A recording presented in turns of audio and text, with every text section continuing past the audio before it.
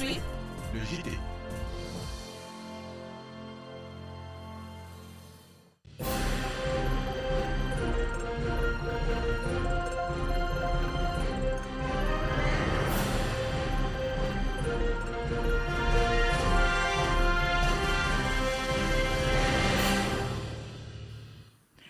Merci de nous suivre sur le groupe Electromédia. Mesdames et messieurs, bonjour et bienvenue à cette édition du journal.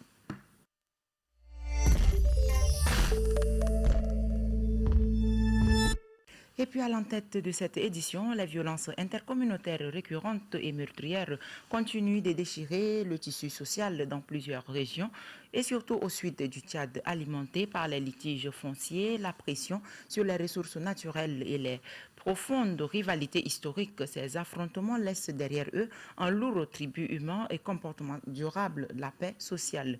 Malgré l'ampleur du drame, la réponse étatique demeure timide. Voir Diana Nepitimbaï.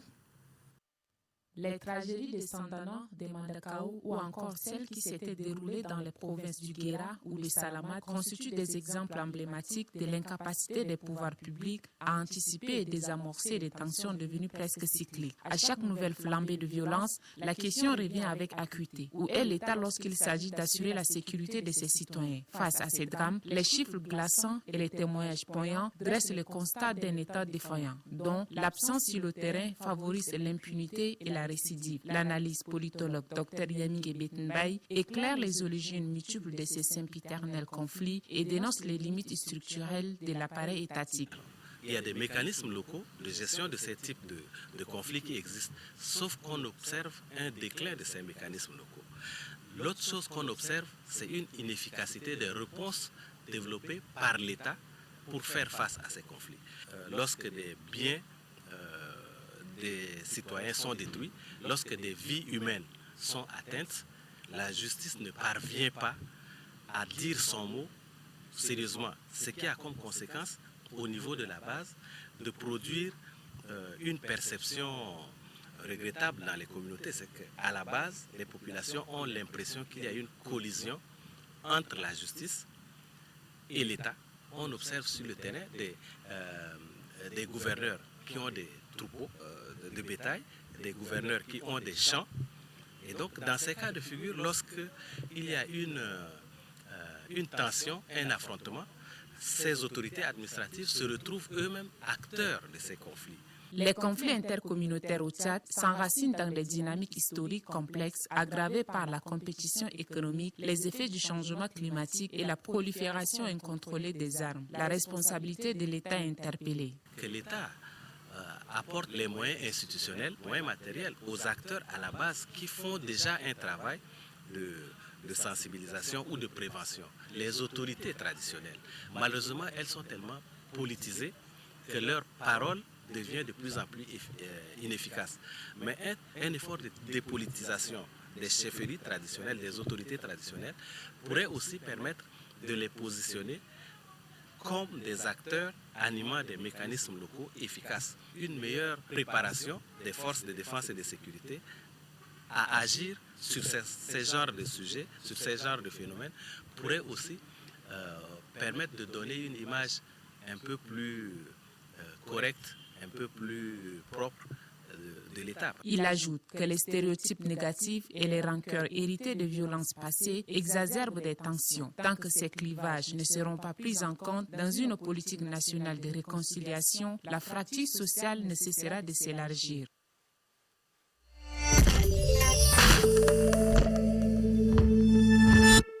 Et puis en économie tenue le 11 mai dernier, les élections consulaires de la Chambre de commerce d'industrie, d'agriculture, des mines et d'artisanat, prélude des résultats, le ministre du commerce et de l'industrie, Djibo Fanga Mathieu, a tenu un point de presse pour donner les précisions sur les échanges électoraux de ses membres. Il est au micro de Romnolum Sengarka Madini. Nous nous préparons désormais à publier l'arrêté proclamant la liste des membres élus. Puis viendront l'élection et l'installation du bureau de la Chambre. Cependant, mesdames et messieurs, il nous revient que des informations souvent non vérifiées auprès de la commission électorale ou des autorités locales circulent sur les réseaux sociaux concernant le déroulement du vote dans certaines localités, notamment Apala, Mongo, Mundu et Mao. Il est donc de notre devoir d'apporter des éclaircissements. À propos de la ville de Pala, il est relayé sur les réseaux sociaux un document présenté comme étant un procès-verbal manipulé visant à favoriser un candidat. Nous tenons à informer l'opinion que le seul procès-verbal authentique du vote à Pala dûment établi et conservé par la commission électorale consulaire, accompagné d'un rapport circonstancié du chef de mission. Aucun élément d'irrégularité de nature à entacher la crédibilité du vote n'y est mentionné. Il s'agit notamment des fausses patentes et des fausses attestations de non-redevance fiscale. C'est le cas d'autres électeurs disqualifiés pour la même cause. À propos de la ville de Mao, les électeurs et candidats ont été sensibilisés en amont sur les modalités du vote, notamment sur les mentions valables sur les bulletins. Il s'agit de l'indication du numéro ou du nom du candidat. La Commission prend toutes les contestations au sérieux et tient à rappeler avec insistance aux candidats et aux électeurs que, conformément au texte en vigueur, les requêtes doivent être adressées à la justice. En cas d'annulation partielle ou absolue du scrutin, seuls les électeurs légalement inscrits seront appelés à voter de nouveau. Autrement dit, il ne sera pas inscrit de nouveaux candidats. La commission électorale reste disponible pour fournir toute information utile à l'éclaircissement des faits dans un souci de transparence, d'objectivité et de respect scrupuleux de la légalité.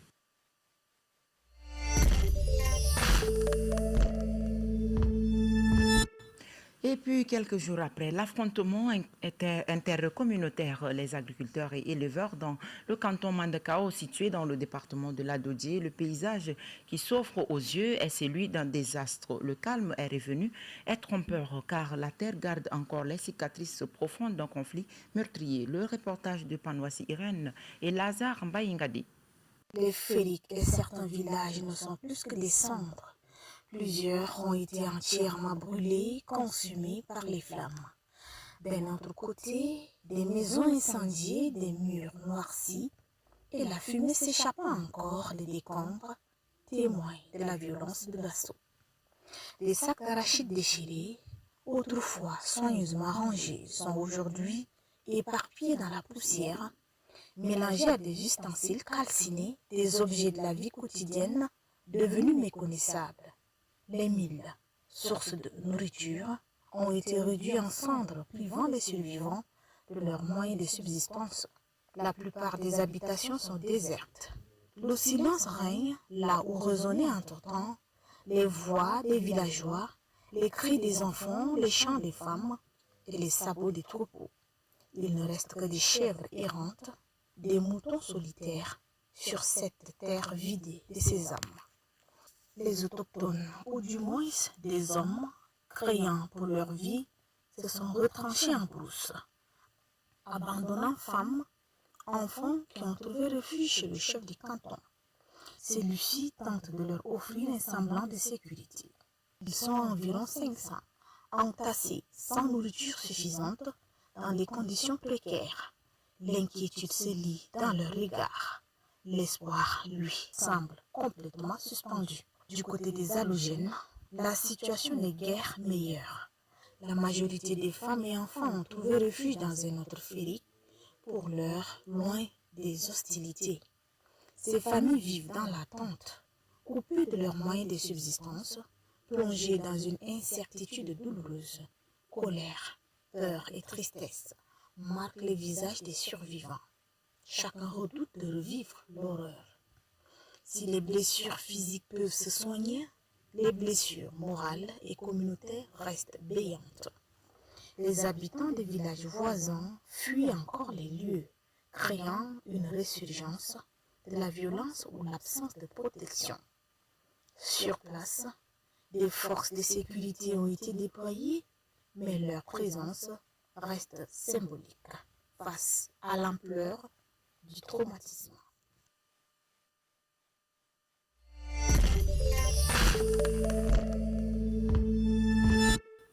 Et puis le ministre de l'Éducation nationale et de la promotion civique Aboubakar Tchoroma, lors d'un débat sur Electron Télévision, a soulevé le point sur l'accès à l'éducation et surtout l'implication des maîtres communautaires dans les institutions. Voici un extrait de ses propos sélectionnés et proposés par Natacha Mabi. Il faut recruter, on est en manque aujourd'hui d'instituteurs. Est-ce que vous le savez? On manque d'instituteurs. Quand on parle aujourd'hui des baisses des niveaux, c'est parce qu'il n'y a pas assez d'instituteurs, des gens qualifiés pour apprendre. L'enfant là, qu'on a amené, qui sait à peine parler, on lui apprend de lire, écrire et compter. Celui-là, il doit avoir une formation spécifique. Et ça manque à l'éducation nationale. Je dis le besoin est là. Le ministre Kosmadji a souligné cela et je suis en train de l'appuyer pour dire qu'au niveau de l'éducation nationale, on manque d'instituteurs, on manque d'enseignants en général. Il y a quelques années, on manquait d'enseignants scientifiques. On a contractualisé 2500. Après, ils étaient intégrés. On a réglé un peu le problème d'enseignants scientifiques. Maintenant, il y a le problème d'enseignants de français. Au Tchad, on n'a pas d'enseignants de français. D'enseignants d'arabe, à dire que grammairien arabe, tout ça, il n'y en a pas assez. Et on n'a pas d'enseignants de philosophie, par exemple, intégrés. Donc, il y a des profils qu'on en a besoin au niveau de l'éducation nationale, surtout au niveau de la base. C'est-à-dire que la refondation, qui est notre sujet actuellement, ça doit se faire au niveau de la base. Donc, il faut intégrer des instituteurs qualifiés, formés dans les écoles normales. J'ai essayé d'expliquer, en tout cas exprimer notre inquiétude par rapport à la durée de l'année scolaire. En N'Djamena, dans les grands centres, on peut faire 9 mois. Mais au village, 9 mois, c'est impossible. Parce que finalement, les parents te disent non, les enfants sont au champ. Tu vas dans un village, ils te disent non, nous on n'envoie pas nos enfants à partir du 1er octobre. Il faut attendre novembre, il faut attendre début décembre. La récolte d'abord. Et nous, au niveau de l'éducation nationale, après mon retour, on a étudié cette question-là et il y a des réflexions qui se font actuellement.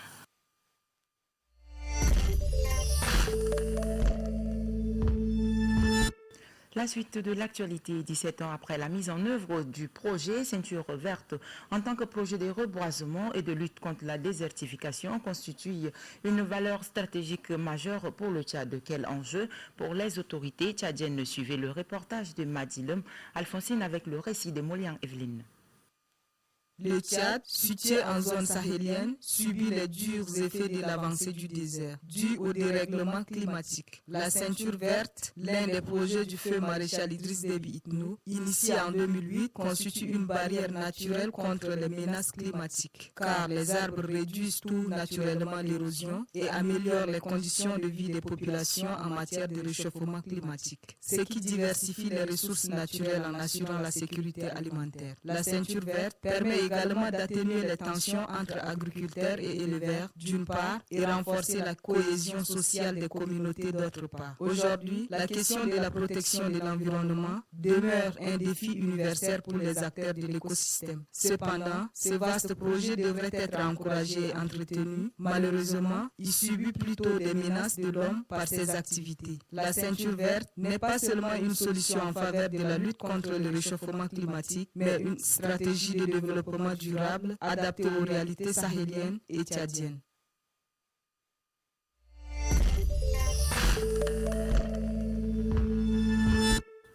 Et puis la suite du dossier de la rédaction sur la poterie avec notre reporter Yaki Lydia. Découvrons que cette activité de la poterie qui constitue un patrimoine culturel tchadien doit être valorisée.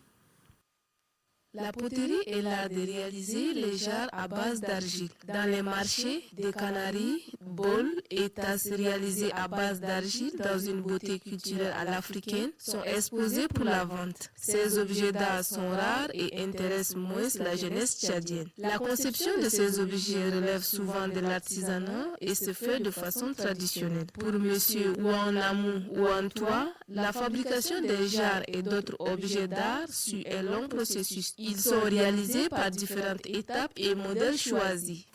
Alors, la poterie fait partie des produits qui ont été réalisés à base de l'argile et du kaolin et qui ont subi une transformation à la suite d'une cuisson. Et la poterie désigne à la fois l'activité réalisée par les potiers ou les potières. La jarre, pour la fabriquer, nécessite un procédé. Il s'agit d'un procédé qui commence d'abord par le prélèvement de l'argile. Ensuite, à cette pâte d'argile sera ajouté du dégraissant. Ça peut être de la chamotte, des tessons de poterie qui ont été concassés. Ça peut être du sable, ça peut être aussi du crottin, des chèvres. Et ce sont tous ces éléments qui vont être malaxés grâce à l'ajout de l'eau. Et cette pâte servira pour la fabrication de la poterie. L'enseignant au département d'histoire à l'université de N'Djamena, lui, invite les étudiants en histoire d'opter pour l'archéologie malgré ses contraintes et le manque des ressources matérielles. Alors, mon mot de fin, c'est d'inciter, de demander aux étudiants en histoire de pouvoir opter pour l'archéologie.